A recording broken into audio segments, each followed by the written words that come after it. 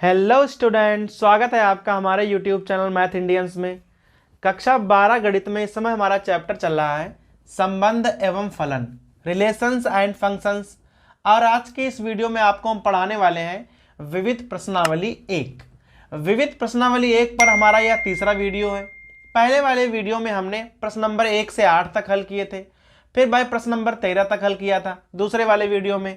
और भाई आज के इस वीडियो में हम प्रश्न नंबर 14 से स्टार्ट करेंगे और भाई इस प्रश्नावली को पूरा खत्म कर देंगे। ठीक है, अगर आपको हमारे पिछले वीडियोस देखने हैं तो आप हमारी प्लेलिस्ट में से देख सकते हो। अभी हम शुरू करेंगे प्रश्न नंबर 14 से। अब भाई प्रश्न नंबर 14 में क्या कह रहा है, ध्यान दीजिएगा। कह रहा है कि कोई समुच्चय है हमारे पास, हमने भाई उस समुच्चय को ए माना हुआ है। 0 1 2 3 4 5 हमारे पास कुल मिलाकर 6 अवयव हैं और हमारे पास एक द्विआधारी संक्रिया है। वहां पर भाई दो कंडीशन है कि a स्टार b का मान a प्लस बी होगा कब, जब a प्लस बी का मान 6 से कम होगा। अगर मान 6 या 6 से ऊपर है तो a प्लस बी -6 वैल्यू आएगी। तो भाई हमारे पास यह एक द्विआधारी संक्रिया है। ठीक है, अभी ध्यान देना है आपको। कह रहा है कि सिद्ध कीजिए कि शून्य इस संक्रिया का तत्समक है। भाई पहली बात तो हमें यह प्रूव करना है कि जो इस संक्रिया का तत्समक अवयव है वह शून्य होगा। अब भाई तत्समक अवयव होता क्या है, पहले आप उस पर ध्यान दो। तत्समक अवयव, तो भाई सूत्र होता है a star e equal to a बराबर e स्टार a। अगर कोई संक्रिया इस समीकरण का पालन करती है तो जो हमारा e है, e वह होता है तत्समक अवयव। ठीक है, अभी कह रहा है कि प्रूव करो कि यहां पर 0 जो है वह तत्समक अवयव है। तो हम क्या करेंगे, जो b है उसका मान 0 रख देंगे। तो यहां लिखोगे b बराबर 0 रखने पर, और भाई 0 रखने पर अगर ये वाली संक्रिया इस समीकरण का पालन करेगी तो समझो भाई 0 तत्समक अवयव होगा, वरना नहीं होगा। ठीक है, अब भाई रख लो। अभी यहां क्या हो जाएगा, a स्टार 0 इक्वल टू, अब a स्टार b का मान a प्लस बी होगा कब, जब a प्लस बी का मान 6 से कम होगा। अब देखो यहां तो 0 है, a का मान आप 5 से ऊपर ले नहीं सकते हो, अर्थात मान कुल मिलाकर 6 से कम होगा। तो भाई वैल्यू आ जाएगी a प्लस 0 अर्थात 1। अगर 6 से कम है तो वैल्यू a प्लस बी आएगी। ठीक है, अभी आप मान निकाल लो 0 स्टार a का। अब 0 स्टार a में भी आप a की वैल्यू 5 से ऊपर ले नहीं सकते हो। अगर वैल्यू 5 से ऊपर हम ले नहीं सकते हैं तो कभी भी a प्लस बी का मान 6 से ऊपर जाएगा नहीं। अगर 6 से ऊपर नहीं जाएगा तो हमें 0 प्लस a लेना पड़ेगा। भाई ये वाला लेना पड़ेगा a प्लस बी, और वैल्यू कितनी आ जाएगी, वैल्यू आ गई हमारी a। आप देखना ये वाली संक्रिया जो है a स्टार 0 बराबर a और यहां 0 स्टार a का पालन कर रही है। सेम सेम भाई समीकरण बन गए, क्योंकि भाई दोनों की वैल्यू कितनी आ गई, दोनों की वैल्यू हमारी a आ गई है। अगर वैल्यू a आ गई है तो आप यहां साफ साफ लिख सकते हो कि जो हमारा 0 है वह तत्समक अवयव है, आइडेंटिटी है। ठीक है, तो भाई यहां पर हमने पहला वाला सिद्ध कर दिया कि जो शून्य है वह तत्समक अवयव है। इसके अलावा भी भाई हमें एक चीज सिद्ध करनी है। कह रहा है कि 6 माइनस a का प्रतिलोम होगा। अब हमें यहां प्रतिलोम लाना है। तो भाई प्रतिलोम कैसे आता है, ध्यान देना। अब भाई प्रतिलोम का क्या समीकरण होता है, अगर कोई हमारे पास एलिमेंट b जो a के साथ में इस प्रकार से आ जाए कि a स्टार b बराबर b स्टार a और भाई वैल्यू आ जाए e के बराबर। अगर कोई b इस प्रकार से एग्जिस्ट करता हो तो भाई समझ जाओ जो b होगा वह a का प्रतिलोम होगा। ठीक है, अगर a के साथ कोई अवयव इस प्रकार से संबंध बना पाए तो समझो वह अवयव a का प्रतिलोम होगा। अभी हमें यह दिखाना है कि जो 6 माइनस a है वह a का प्रतिलोम होगा। तो आपको क्या करना है भाई, b की जगह आप 6 माइनस a रख के देख लीजिए। अगर समीकरण भाई बराबर आ जाए तो संभव है और वरना नहीं है। ठीक है, तो हम क्या करेंगे भाई, यहां पर b बराबर 6 माइनस a पुट करने वाले हैं। अब भाई मान रख के ट्राई कर लो, यहां हो जाएगा ए स्टार और 6 माइनस ए। ठीक है, इस प्रकार से भाई बी का मान हमने 6 माइनस ए रख लिया। अब भाई हम यहां पहुंच जाएंगे। ठीक है, अभी इसका मान क्या होगा, ए प्लस बी माइनस 6। अब देखना ए प्लस बी, ये हो गया ए, ये हो गया प्लस बी। अब यहां कर दो आप -6, तो भाई 6 कैंसिल, ए और ए कैंसिल, वैल्यू कितनी आ जाएगी 0। और भाई 0 क्या है, 0 है ई के बराबर, अर्थात वैल्यू जो है वह ई के बराबर आ गई है।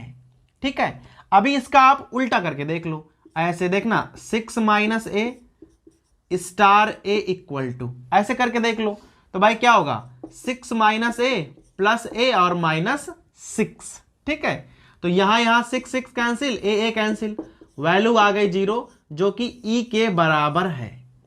अर्थात आप यहां से कह सकते हो कि ए स्टार बी और बी स्टार ए का मान 0 के बराबर है और जो 0 है वही ई के बराबर है। ऐसा हम पहले प्रूव कर चुके हैं। अगर ये कंडीशन बराबर आ गई है तो आप कह सकते हो कि जो बी है वह ए इनवर्स होगा। अब बी का मान क्या है, बी का मान है 6 माइनस ए जो कि ए इनवर्स के बराबर आ जाएगा। तो भाई कह रहा था कि सिद्ध करो कि 6 माइनस ए का प्रतिलोम होगा, जो कि भाई हमने यहां पर सिद्ध कर दिया है। तो प्रश्न नंबर 14 में ना 2 सवाल थे, एक ये वाला और एक ये वाला, तो भाई दोनों ही हो गए हैं। अब भाई प्रश्न नंबर 15 पे आ जाओ। कह रहा है कि मान लीजिए कि भाई हमारे पास कोई दो समुच्चय हैं ए और बी। ए में अवयव है -1 0 1 और 2, और भाई बी में है -4 -2 0 और 2। हमारे पास कोई दो फंक्शन है एफ और जी, दोनों की मैपिंग ए से बी में है। हमें एफ एक्स और जी एक्स की वैल्यू भी पता है। एफ एक्स बराबर x² - x है और जी एक्स बराबर 2 मॉड्यूलस ऑफ x - हाफ -1 है।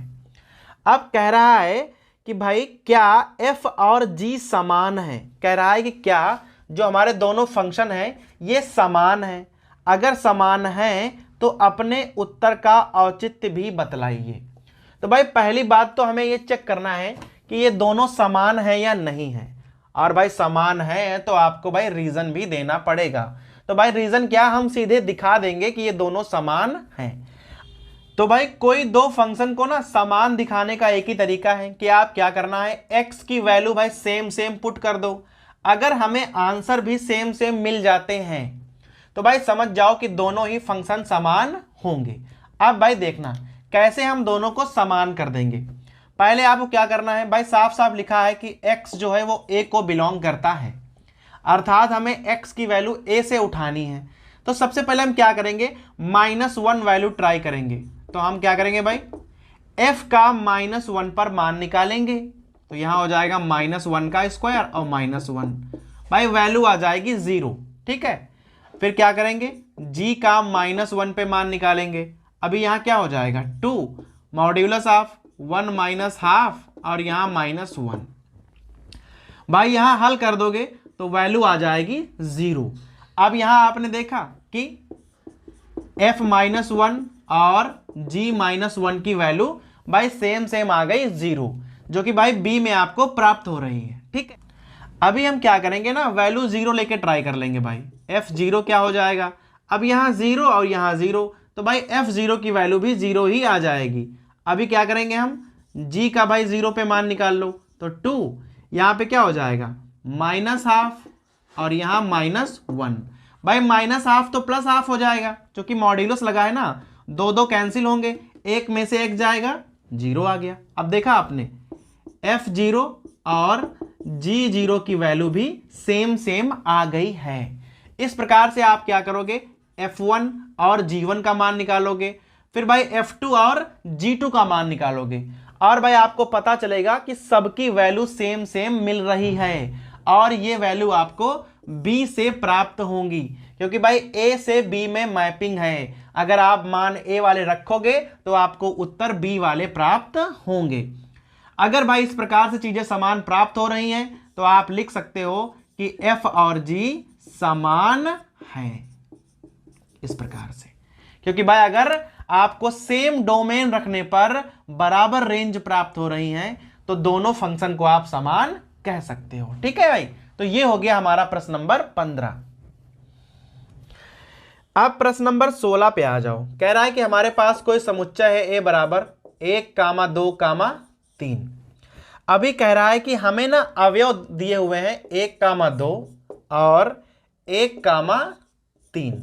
ठीक है, अभी हमें करना क्या है कि एक संबंध बनाना है ऐसा जो स्वतुल्य हो, जो भाई स्वतुल्य होना चाहिए, सममित होना चाहिए। मतलब भाई स्वतुल्य हो, सममित हो, लेकिन संक्रामक नहीं होना चाहिए।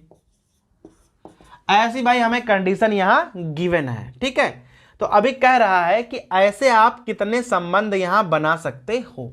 ठीक है, तो हमें भाई एक रिलेशन बनाना है जिसमें भाई हमें दो यहां आपको पहले से पता है, 1, 2 है, 1, 3 है। अब आ जाओ, पहले तो स्वतुल्य कर लो। अगर कहीं पर 1, 2 लिखा हुआ है तो वहां पर 1, 1 भी होना चाहिए और भाई 2, 2 भी होना चाहिए। यहां मिल भी रहे हैं, कोई दिक्कत तो है नहीं। 1, 3 में 1, 1 होना चाहिए और 3, 3 होना चाहिए। अगर ऐसा हो गया है तो समझो स्वतुल्य तो हो गए। सममित में क्या होता है कि भाई उल्टा भी करना आना चाहिए। जैसे 1, 2 है तो कहीं पर 2, 1 भी होना चाहिए। 1, 3 है तो आपके पास 3, 1 भी होना चाहिए।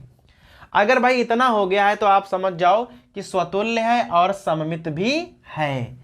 तो भाई अगर आप संबंध ऐसे बनाओगे तो आपको केवल एक ही रिलेशन बना पाओगे।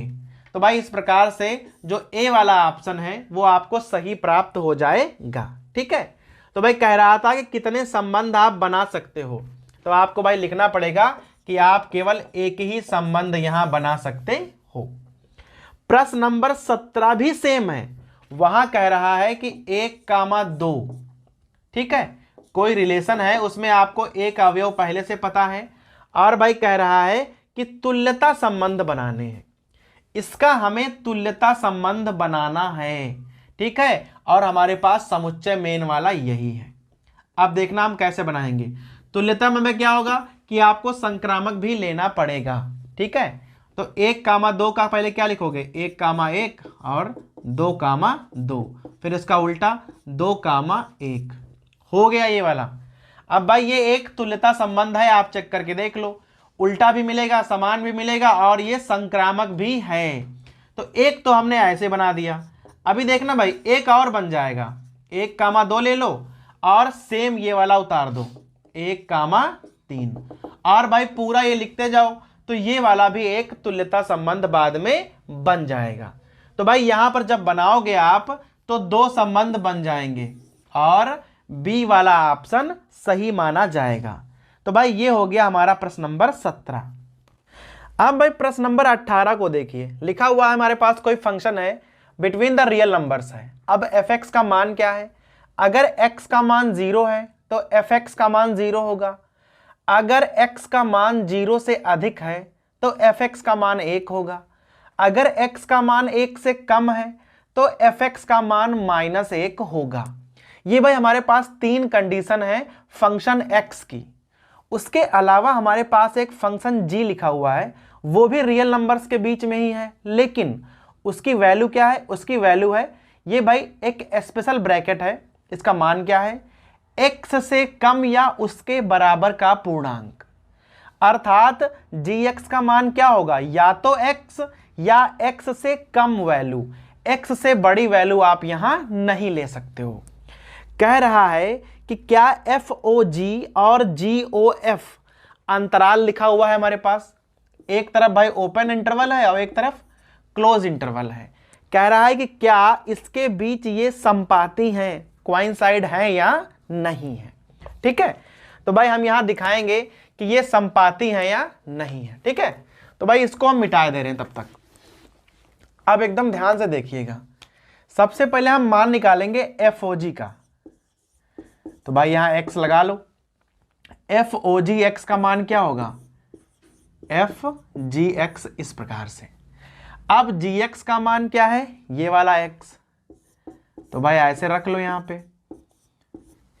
अब यहां पे ध्यान देना है आपको, इंटरवल हमारे पास क्या है 0 से 1, भाई जीरो हम ले नहीं सकते हैं, जीरो से हम बड़ी वैल्यू ले सकते हैं, ठीक है। तो अगर हम x का मान जो है वह जीरो से बड़ा लेना चाहें, अब अगर हम यहां x का मान जीरो से बड़ा ले लें और भाई 1 से छोटा ले लें, तो इसका मान क्या होगा, इसका मान या तो इसके बराबर होगा या इससे कम की वैल्यू होगी।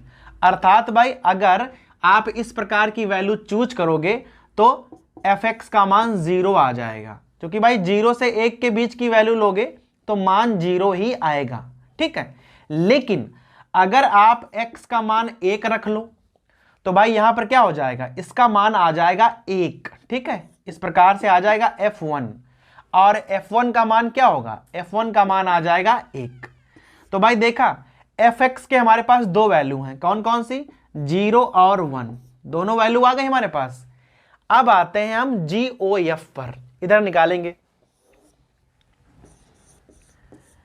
अब भाई GOFX निकाल लो, इसका मान क्या होगा g और यहां हो जाएगा fx। अब यहां ध्यान रखना, या तो आप fx का मान 1 ले सकते हो, तो अगर आप fx का मान 1 रखोगे तो यहां पे क्या आ जाएगा, यहां आ जाएगा g1, और भाई g1 का मान क्या होगा 1, जो कि भाई मैक्सिमम वैल्यू है, या तो 1 लो या 1 से नीचे की ही वैल्यू होनी चाहिए, ठीक है। अगर आप fx का मान 0 लोगे, fx का मान 0 लोगे भाई, अगर x का मान 0 आप रख दो तो क्या होगा, यहां आ जाएगा g0, और g0 का मतलब है या तो आप मान 0 लो या भाई 0 से कम की वैल्यू आप ले सकते हो, ठीक है। अब भाई दोनों में डिफरेंस देखिए, यहां पर क्या था कि हमने fx का मान 1 ले लिया, fx का मान 0 ले लिया, तो भाई उत्तर आ गए 1 और 0, ठीक है। भाई दोनों ही यहां पर ओपन इंटरवल हैं, लेकिन यहां पर भाई प्रॉब्लम क्या थी कि हम x का मान 0 नहीं ले सकते थे, हमने x का मान 0 से बड़ा लिया है। तो भाई दोनों क्या हुआ, यहां पे दोनों ही क्लोज इंटरवल आ गए, अर्थात GOF और FOG दोनों के मान समान नहीं हैं, और अगर भाई वैल्यू सेम सेम नहीं आई है तो दोनों समपाती नहीं होंगे, ठीक है भाई। तो ये हो गया हमारा प्रश्न नंबर 18। अब भाई सीधा आप देखो प्रश्न नंबर 19 को, जो कि भाई आखिरी सवाल है और भाई बेहद आसान है। हमारे पास कोई समुच्चय है, कह रहा है भाई कोई समुच्चय हमारे पास दिया हुआ है a और b, इस प्रकार से ये हमारे पास कोई समुच्चय है, और भाई कह रहा है कि द्विआधारी संक्रियाओं की संख्या बताइए।